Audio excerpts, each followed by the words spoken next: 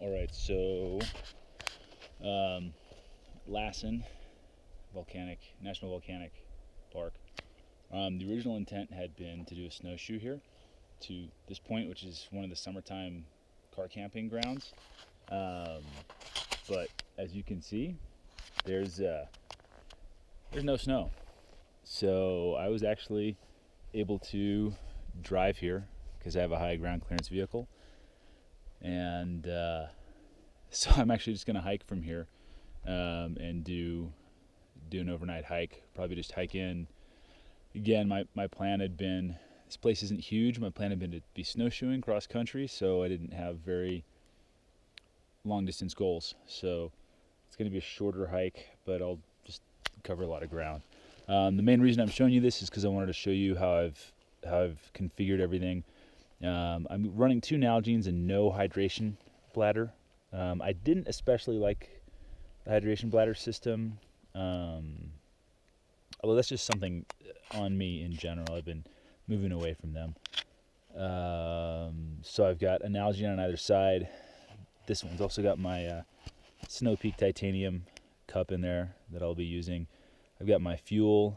That pouch right there is where this camera is going to go. I've got this here because, I was planning to sit or kneel down on snow if I needed to.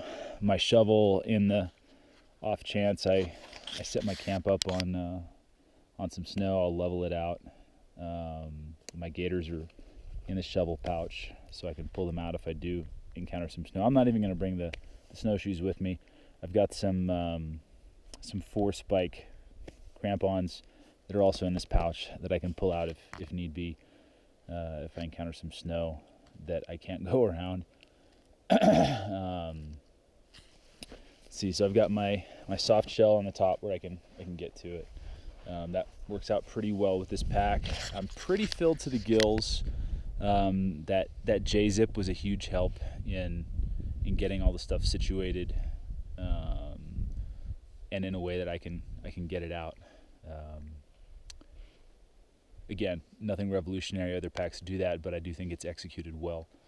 I got some snacks down here, as I've done on my other hikes.